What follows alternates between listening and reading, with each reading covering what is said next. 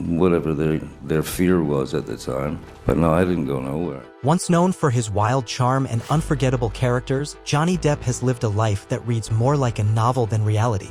From a troubled childhood in Kentucky to becoming one of the most bankable stars in Hollywood and then crashing into scandal before clawing his way back with quiet resilience, Depp's journey is nothing short of cinematic. What makes his story so unique isn't just the iconic roles he's played, but the battles he's fought publicly and privately. This is a story of chaos, transformation, downfall, and redemption. This is the untold story of Johnny Depp. Johnny Depp was born on June 9, 1963 in Owensboro, Kentucky. The youngest of 4 children, Johnny grew up in a family that rarely stayed in one place for long. His father, John Christopher Depp, was a civil engineer, and his mother, Betty Sue Palmer, was a waitress turned homemaker. Their constant relocations made it difficult for Johnny to ever feel settled. The instability extended beyond physical location. At home, he was often subjected to the unpredictable temper of his mother, who would lash out without warning. Depp later described his childhood as tense and emotionally difficult. His father, while gentle, was unable to shield the children from Betty Sue's rages. In 1970, the Depp family finally settled in Miramar, Florida, but life didn't become any easier. When Johnny was just 15, his parents divorced, an event that deeply affected him.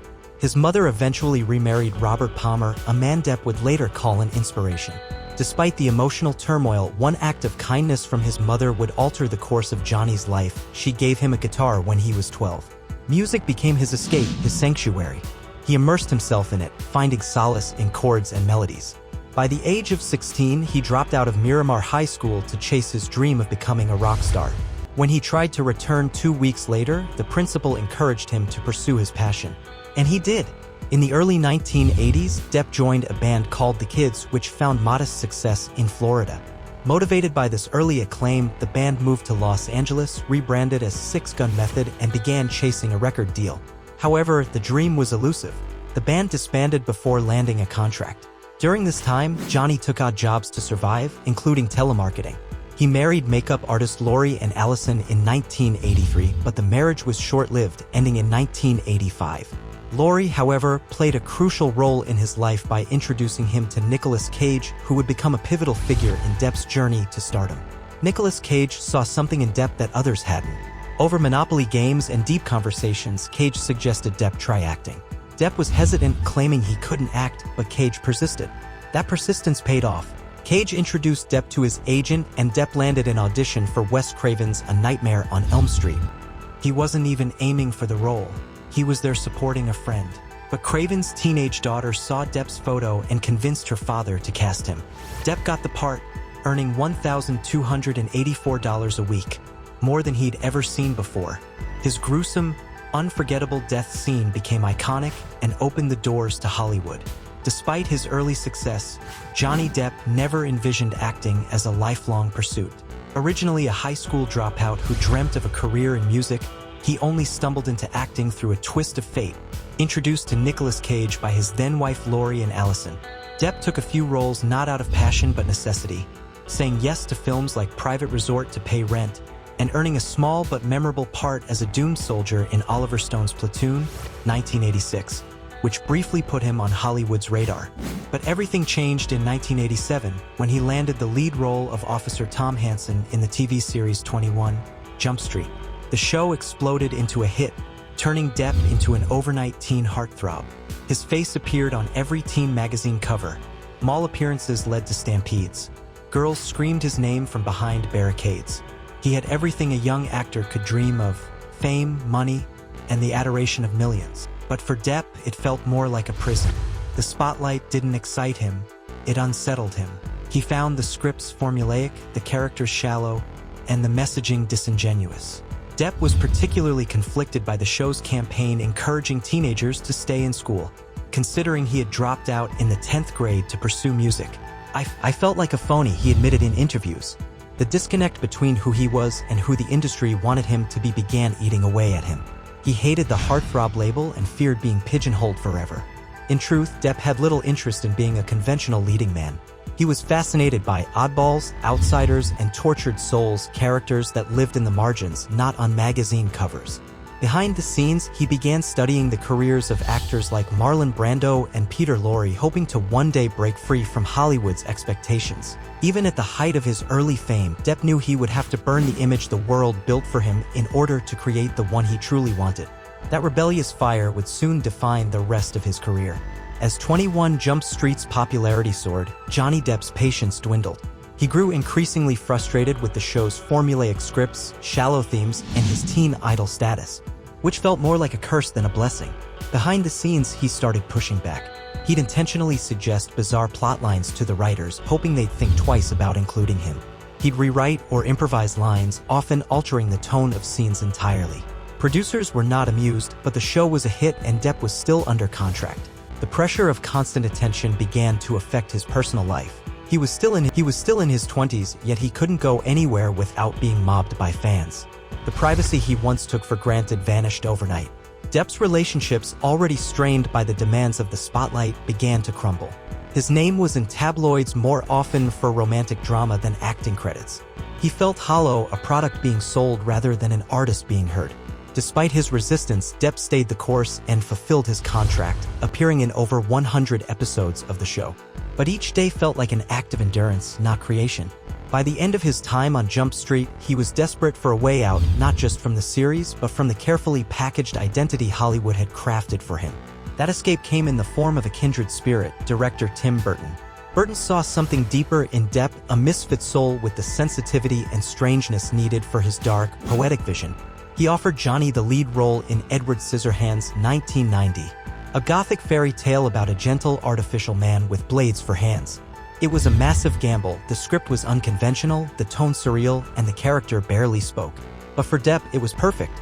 It wasn't just a movie role, it was salvation. A chance to shed the polished teen star image and embrace the kind of eccentric, outsider roles that truly reflected who he was inside.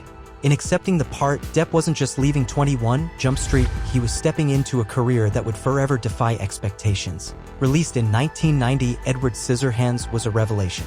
Depp's portrayal of the gentle, misunderstood character with scissors for hands was haunting and heartfelt. It marked the beginning of his long and fruitful collaboration with Burton. Depp saw himself in Edward, an outsider, misjudged and lonely. The film's success helped him shed the teen idol image and established him as a serious actor. It also sparked a career of daring choices.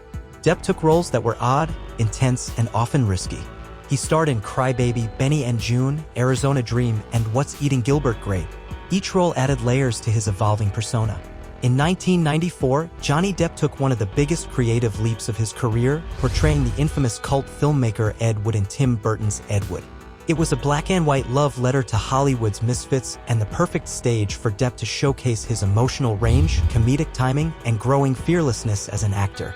Playing Wood, a director known more for passion than talent, Depp leaned into the absurd with wide-eyed sincerity. He didn't play the role for laughs, he played it for love, and audiences saw something new in him, a performer unafraid to humanize the outcast. From there, he continued to distance himself from conventional leading man territory. In Don Juan DeMarco, 1995, he played a young man convinced he was the world's greatest lover opposite Marlon Brando. The film was romantic, quirky, and disarmingly sweet, a stark contrast to what most Hollywood stars were chasing at the time. But Depp wasn't chasing box office numbers. He was chasing authenticity. That same year, he starred in Jim Jarmusch's Dead Man, a black-and-white existential western. The film was surreal, meditative, and far from mainstream, but it solidified Depp's reputation as an actor who valued art over commerce. Critics began to understand that he wasn't just picking odd roles to be different, he was building a body of work that reflected his fascination with the strange, the vulnerable, and the misunderstood. In 1997, Donnie Brasco took Depp to a new level. Starring opposite Al Pacino, he played an undercover FBI agent who infiltrates the mafia only to form a complex, emotional bond with the aging mobster he's supposed to betray. It was a masterclass in subtlety and tension and proved Depp could more than hold his own alongside acting royalty. Then, in 1998, came one of his most daring roles yet, Fear and Loathing in Las Vegas. As gonzo journalist Hunter S. Thompson, Depp didn't just portray the infamous writer, he practically became him. He lived in Thompson's basement, studied his speech patterns, wore his clothes, and immersed himself in the chaotic, drug-fueled world Thompson created. It was bizarre, hallucinatory, and brilliantly committed.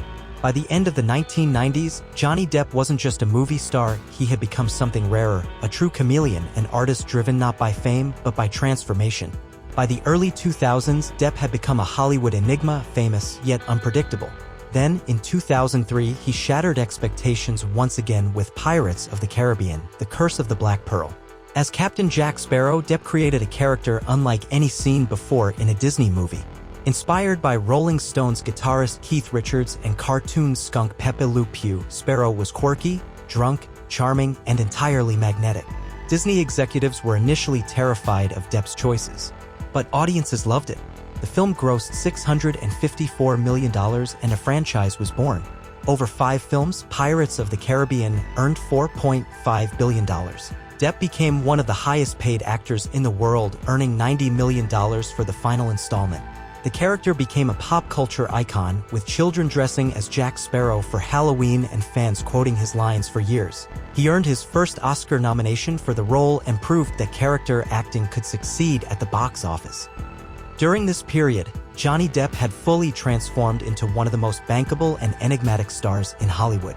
His partnership with Tim Burton continued to flourish, resulting in a string of visually ambitious films that blurred the line between cinema and fantasy.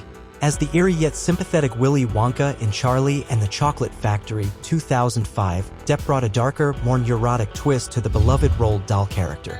In Corpse Bride, he lent his voice to the stop-motion animated Victor, breathing life into gothic romance with understated vulnerability. Sweeney Todd, 2007, saw him as a vengeful barber with a blade and a broken heart, earning him another Academy Award nomination. And with Alice in Wonderland, 2010, his portrayal of the Mad Hatter added whimsy and melancholia to one of Disney's biggest box office hits of the decade. But Depp wasn't just hiding behind makeup and madness. He counterbalanced these larger-than-life roles with emotionally grounded performances that reminded audiences of his dramatic depth. In Finding Neverland, 2004, he played playwright J.M. Barrie, capturing the tenderness and tragedy behind the story of Peter Pan. Public Enemies, 2009, allowed him to sink into the skin of gangster John Dillinger, charming, dangerous, and haunted by his own myth. In Black Mass, 2015, he underwent a chilling transformation into real-life mobster Whitey Bulger, shocking critics with a cold, menacing performance that many called one of his best. By 2010, Depp was at the peak of his power. With 3 Oscar nominations, a Golden Globe win, and his name atop both indie films and billion-dollar blockbusters, he had become a cultural icon. People magazine named him sexiest man alive twice. Kids adored Captain Jack Sparrow. Directors adored his range. And his peers admired the way he stayed true to himself in an industry built on conformity. To the outside world, Johnny Depp had it all: fame, fortune, talent, and mystique. But behind the curtain, the cracks were beginning to show. The eccentric charm that made him a star began to blur into erratic behavior. Whispers of excess, troubled relationships, and self-destruction began to circulate. Life, it seemed, couldn't get any better. But it did get worse. Johnny's personal life took a darker turn. His long-term relationship with Vanessa Paradis, the mother of his 2 children, ended in 2012. Soon after, he began dating actress Amber Heard. They had met on the set of The Rum Diary and married in 2015. The marriage, however, quickly fell apart. In 2016, Heard filed for divorce and obtained a temporary restraining order alleging abuse. Depp denied all accusations. The media frenzy was immediate and brutal. In 2018, Heard wrote an op-ed in the Washington Post identifying herself as a survivor of domestic abuse. Though she didn't name Depp, the implications were clear. The fallout was swift. Disney dropped him from the Pirates franchise. Warner Brothers removed him from the Fantastic Beasts series. Depp filed a $50 million defamation lawsuit against Heard. She countersued for $100 million. In 2022, the defamation trial between Johnny Depp and his ex-wife Amber Heard became more than just a courtroom battle. It turned into a global media phenomenon. Held in Fairfax County, Virginia, the trial was live-streamed in real time, drawing millions of viewers daily. TikTok clips went viral, YouTube commentary channels exploded in popularity, and hashtags like #JusticeForJohnnyDepp and #IStandWithAmber Heard trended in fierce cycles. It wasn't just a legal case, it became a cultural event, debated everywhere from newsrooms to living rooms. The case stemmed from a 2018 Washington Post op-ed in which Heard referred to herself as a public figure representing domestic abuse without naming Depp. He claimed the article had irreparably damaged his career and reputation, especially after being dropped from major projects like Pirates of the Caribbean 6. Heard countersued for $100 million, stating she had been defamed by Depp's legal team in the press. Inside the courtroom, the trial unfolded like a high-stakes drama. Friends, bodyguards, assistants, and therapists took the stand. Text messages containing graphic, sometimes violent language were read aloud. Audio recordings played for the jury revealed volatile arguments between the former couple. At times, it was difficult to tell if the public was watching a trial or a reality show, every moment scrutinized, clipped, and turned into viral content. Public opinion seemed overwhelmingly in Depp's favor, especially online. Many viewed the trial as a turning point, not just for Depp's reputation, but for how society views male victims of abuse. Others criticized the circus-like atmosphere and how the internet often mocked or minimized Heard's testimony, regardless of the seriousness of the allegations. After 6 weeks, the jury reached a verdict. They largely sided with Depp, awarding him $10 million in compensatory damages and $5 million in punitive damages, later reduced to $350,000 under Virginia law. Heard was awarded $2 million in her countersuit, recognizing that Depp's former attorney had defamed her once in public statements. Depp, who wasn't present for the verdict, released a statement saying that the truth had finally been revealed, and the jury had given me my life back. For better or worse, the trial became a defining moment in his public comeback, and a cautionary tale about fame, truth, and the brutal collision between celebrity and justice. What followed was perhaps the most surprising chapter in Depp's story, his transformation. In 2023, Depp underwent a complete physical and emotional makeover. He lost nearly 100 pounds, going from 230 to 130. Gone were the gold teeth and disheveled hair. In their place, sleek silver hair, a full gray beard, and icy blue contacts. Photos from the set of his new film, Day Drinker, showed a man almost unrecognizable. Fans called it the Silver Fox era. His smile, once ridiculed for its decay, was now pristine. Decades of dental damage were replaced with a bright, straight set of teeth that made headlines. He began eating clean, working out, meditating, and embracing therapy. Nutritionists, chefs, and trainers helped him rebuild from the inside out. Day Drinker, directed by Mark Webb and co-starring Penelope Cruz, marked his return to American cinema. The film, a thriller set aboard a cruise ship, drew early praise for Depp's haunting and subtle performance. It was more than a comeback. It was a reintroduction. Fans and critics alike embraced the new Johnny Depp. He appeared healthier, happier, and more present than he had in years. His interviews reflected introspection and maturity. He spoke of fake friends, betrayal, and the resilience that saved him. "Resilience is not just a word," he told Rolling Stone. "It's a way of life for me now." Today, Depp is once again at the center of Hollywood buzz. Rumors swirl about upcoming projects, including a role as Satan in Terry Gilliam's Carnival at the End of Days. But more than his film choices, it's Depp's personal growth that has captivated the world. The man once defined by chaos has found a new rhythm, a quieter, stronger, and more deliberate one.